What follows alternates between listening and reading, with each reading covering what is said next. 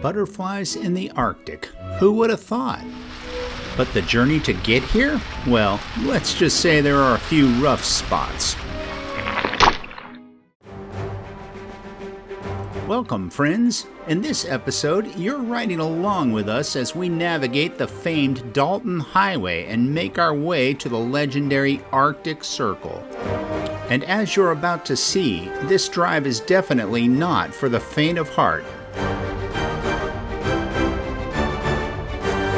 We'll depart Fairbanks, head north to the Arctic Circle, and then south to our harvest host in Delta Junction. Well, hi there. Today we've got a busy one, so it's a quick breakfast and then we're heading into Fairbanks to run some errands. Now, if you're planning your own trip up here, let us point out something that might not be obvious. You know how down in the lower 48 you can ship things using priority mail and it's usually there in just a couple of days? Well, that service exists up here, but they don't really pay much attention to the couple of days part. So if you need something shipped, our advice is to send it well in advance of your arrival to make sure it's waiting for you. This lens filter, for example, was sent priority today and still took a week to get here. But hey, the important thing is we got it and the Bob and Dang film crew is officially back in business. Next up on the errand list, laundry. We heard Fairbanks Laundry is the place to go, so let's check it out, shall we? Pulling up, it looks pretty nice from the outside, definitely not your average laundromat. And wow, it doesn't look like your typical laundromat on the inside either.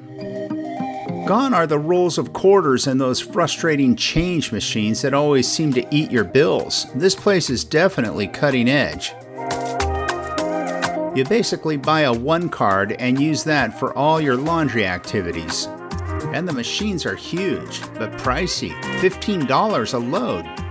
The upside? We managed to get all our laundry done in just one single load.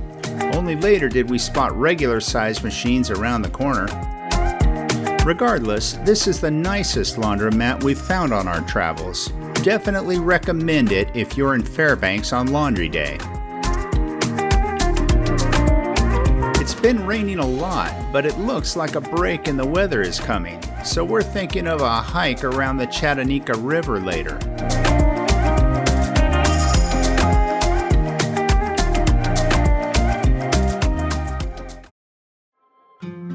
Indeed, the storm has broken, so we're going to head out for a hike around the campground.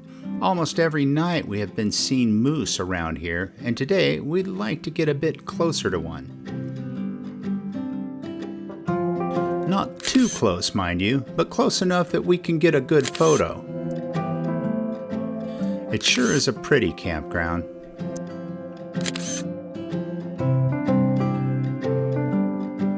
We'll try out one of these multi-use trails we've been seeing and see where that leads us. As we explore the trails around Olness Pond, we're immersed in the classic Alaskan taiga, also known as the boreal forest. You can see it's a beautiful mix with lots of these white-barked birch trees, aspen, and darker spruce trees all around us. This type of forest circles the entire northern part of the globe. It's so vast that it acts as one of the Earth's major lungs, playing a crucial role in absorbing carbon dioxide and influencing our climate. It really feels wild and pristine out here.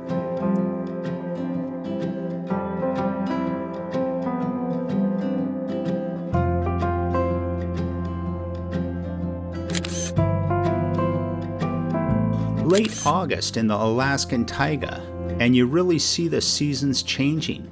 This fireweed here is already showing its beautiful fall colors, while right next to it some hardy stalks are still pushing out these vibrant pink blooms.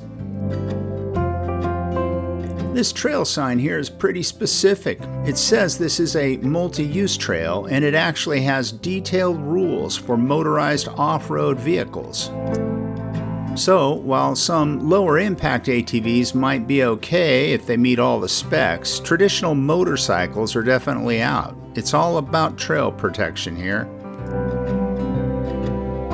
And here we are, approaching the shoreline of the Chatanika River. Wow, such pretty colors in this spot.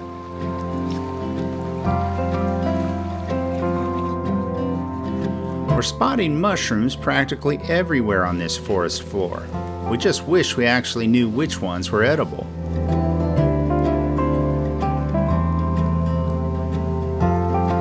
And as we're taking in the view upriver, wait a second, is that a... Yes, way off in the distance we've spotted a moose.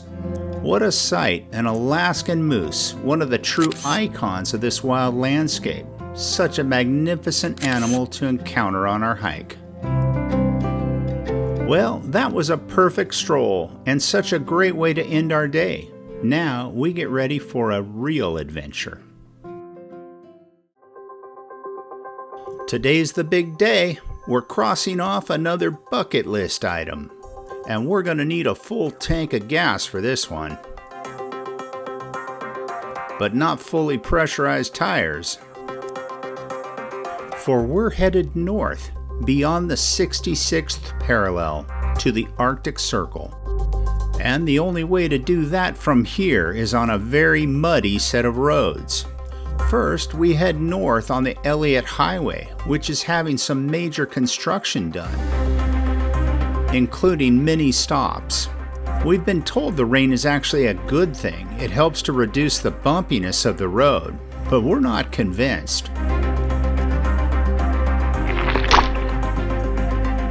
Thank goodness we're back on pavement, but we haven't even hit the famed Dalton Highway yet. Well, that was short-lived. We should be coming up to the Live and Good turnoff, where we'll join the Dalton Highway. And right on cue, but I don't think we're going to get out and take a selfie though. The mud looks rather deep here. And here we are, officially on the James W. Dalton Highway, or just the Dalton as it's famously known. This isn't your average road. It was originally built in the 1970s as a haul road to construct and service the Trans-Alaska Pipeline. Its stretch is over 400 miles from just north of Fairbanks all the way up to Prudhoe Bay and the Arctic Ocean. You really start to feel the remoteness out here pretty quickly. Services are few and very far between, which is all part of the adventure. For this first stretch, we're still in the boreal forest, but the landscape will change dramatically as we head further north. One of the first major landmarks we're coming up on is the mighty Yukon River. And here we are at that legendary Yukon River, a truly massive waterway. We're crossing on the E.L. Patton Bridge, which has an incredible feature. The Trans-Alaska Pipeline is built right into this. At over 2,000 feet, it's a huge piece of engineering, vital for both the road and the pipeline in this remote Alaskan wilderness. What a view.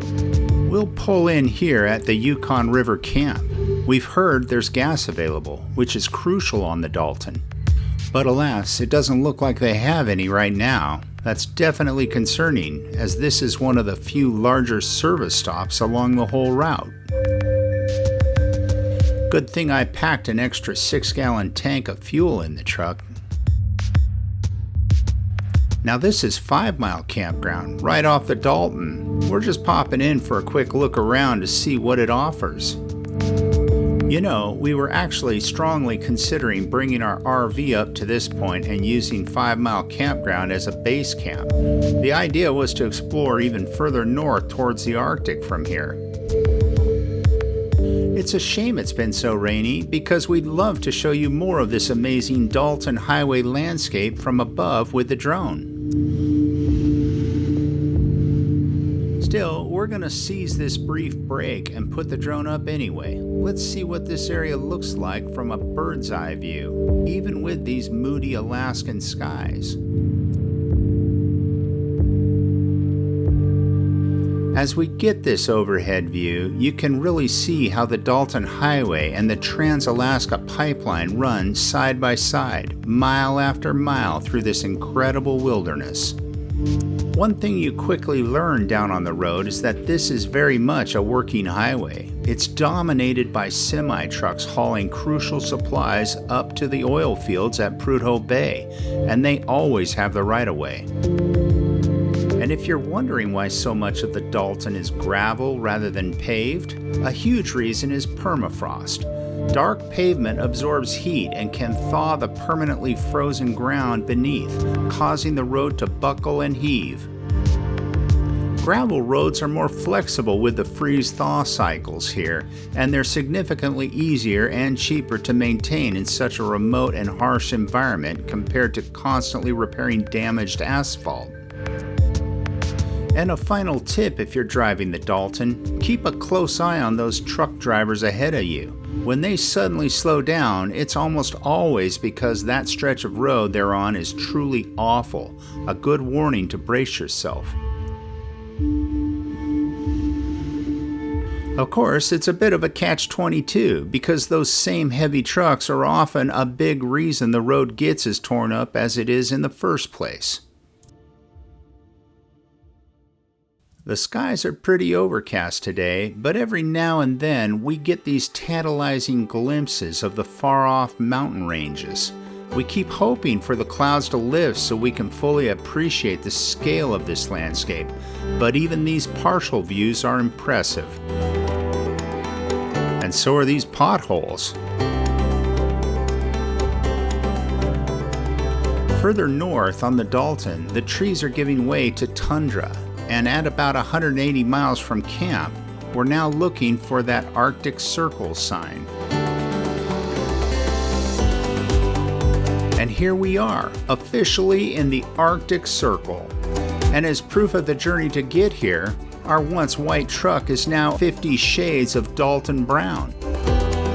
But there's still a little color.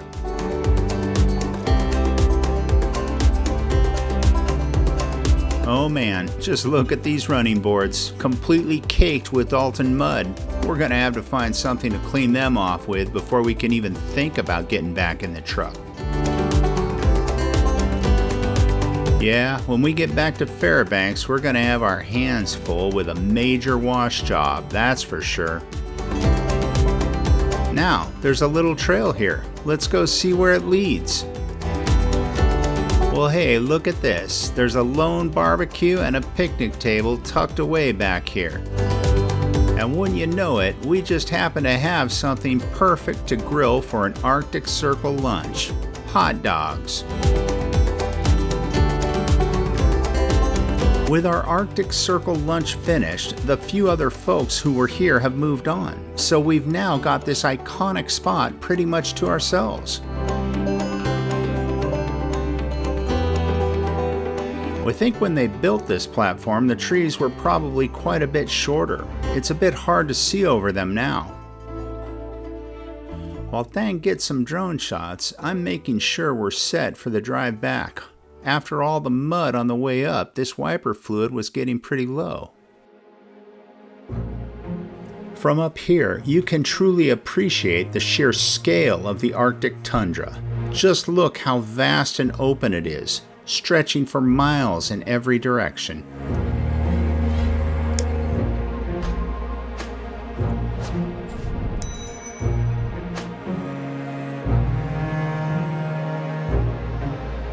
It feels like a completely different world up here, so wild, remote, and beautifully stark. Knowing we're officially seeing a land within the Arctic Circle from this vantage point is quite a feeling, a true milestone on our adventure. And for those wanting to spend more time here, there's actually a campground right at this Arctic Circle wayside. We did a full 360-degree virtual tour of it, and we'll link to that in the description if you'd like to see what camping right on the Arctic Circle is like. Well, what an experience being here in the Arctic Circle. But before we start the long drive south, there's one last thing we need to do. And that's to add our Bob and Dang's Journey sticker to the incredible collection already here on the back of the sign. If you ever visit and happen to spot it, definitely leave us a comment. We'd love to hear from you. We had seriously considered pushing on further north to Coldfoot, which is another 60 miles up the Dalton. But honestly, this drive's been pretty tough on us and the truck, with all the mud and the rough road conditions we've encountered. So we're heading back south now. We officially set foot in the Arctic Circle, and that was the big bucket list item for us on this particular adventure. And we're sure glad we decided to leave the trailer back at camp. Can you imagine how long that would have taken to clean up? It's not like we don't have a major job just taking care of the truck.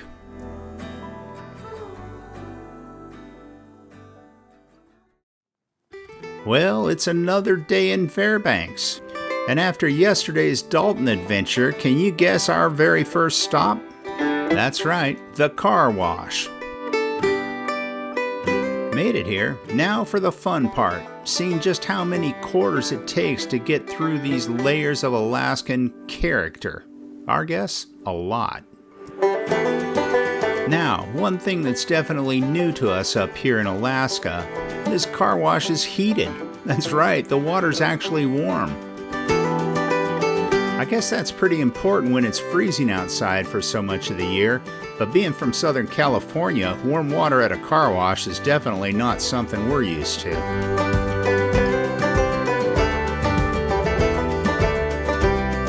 We're gonna speed this part up for you, but let's just say we spent a long time at this car wash and a lot of quarters. Over $30 to get through that Dalton grime. There, that's more like it. We didn't go for perfection because we still have a lot of road ahead of us. Now, back to Olney's Pond to break camp. We've got a drive ahead of us. We'll see you in a bit. All packed up and ready to hit the road. We're definitely gonna miss this spot at Olney's Pond. It was so nice and peaceful, and really the perfect mix of quiet solitude while still being conveniently close to Fairbanks.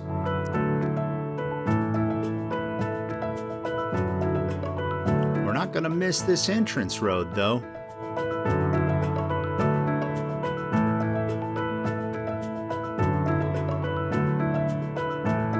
As nice as Olney's Pond was for camping, there is one key amenity it's missing, a dump station.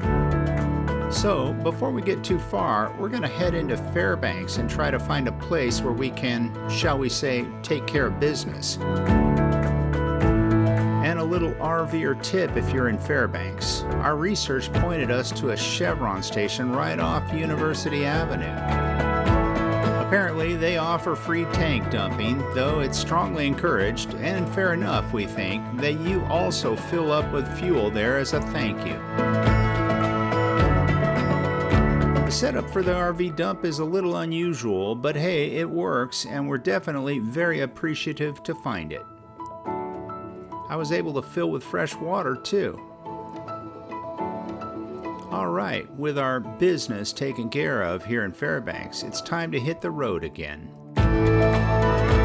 So for one last time on this trip, we're navigating through the Fairbanks city streets to connect with the Richardson Highway, heading east towards our next destination, Delta Junction.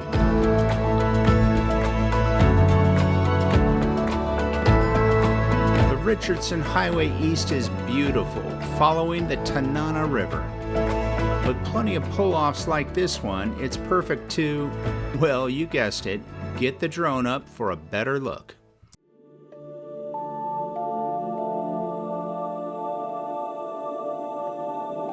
This is the Chatanika River, a dominant feature of interior Alaska.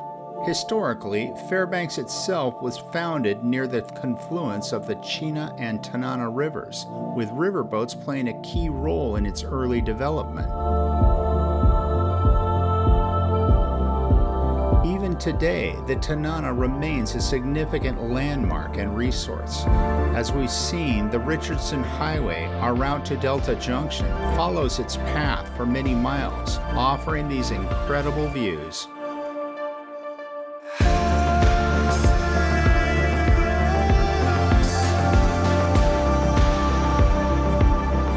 Imagine the engineering challenges of building roads and infrastructure alongside such a dynamic and powerful river system in this northern climate. This entire valley is a rich ecosystem, with the river supporting abundant fish, wildlife, and the dense boreal forest that lines its banks as far as the eye can see. Well, that was fun. Now it's time to get back on the road.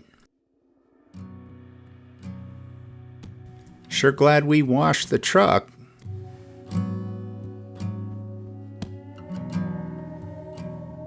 As Alaskan highways go, the Richardson is not bad, at least this stretch. And now we're crossing the Great Tanana River into Big Delta, with Delta Junction just beyond that. There's something special we want to see coming up right around here. But before that, I need to stop for an overseas work call. And dang, well, she has some work to do as well. While the work calls happen, we're getting some aerials of Big Delta. This area is steeped in history, a vital crossroads in the interior for over 100 years. Its location is key, where the Delta River meets the mighty Tanana, making it a natural stop for travelers from native Alaskans to early prospectors. And then there's this, the Trans-Alaska Pipeline. We last saw this incredible structure back near Fairbanks, and here it is again, making its way through Big Delta, en route south to Valdez.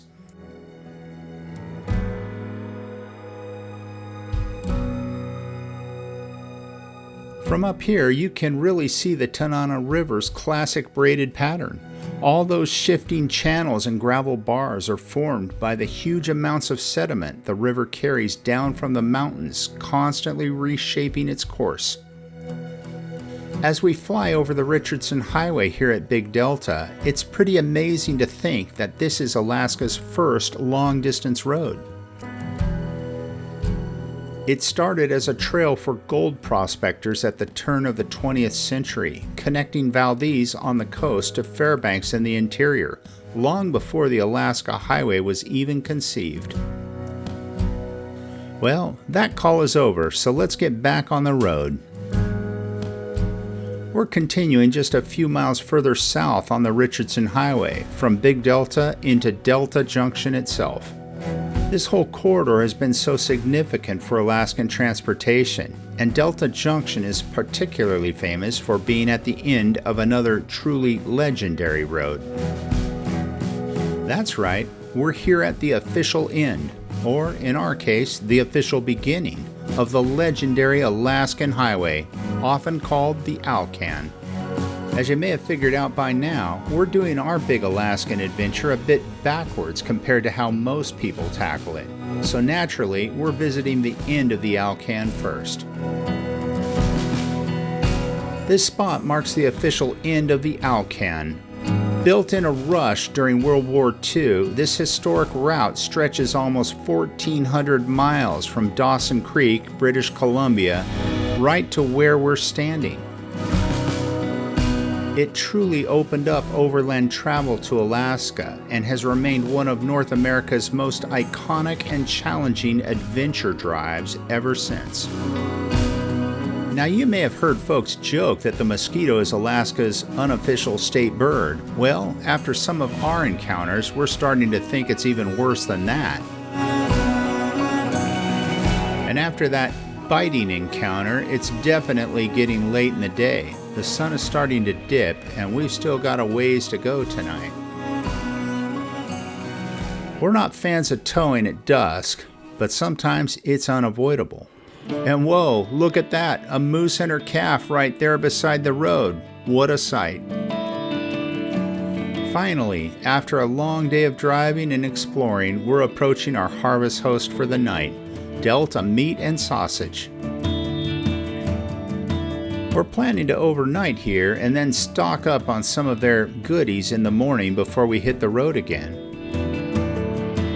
But what we get up to at Delta Meat and Sausage and our journey beyond, well, that'll be the next video. We'll be meeting up with some special friends and then navigating the famed top of the world highway. If you enjoyed this episode and our adventures in the Arctic, please give it a thumbs up and consider subscribing. It really helps our channel grow. And as always, thanks so much for watching and joining us on our journey.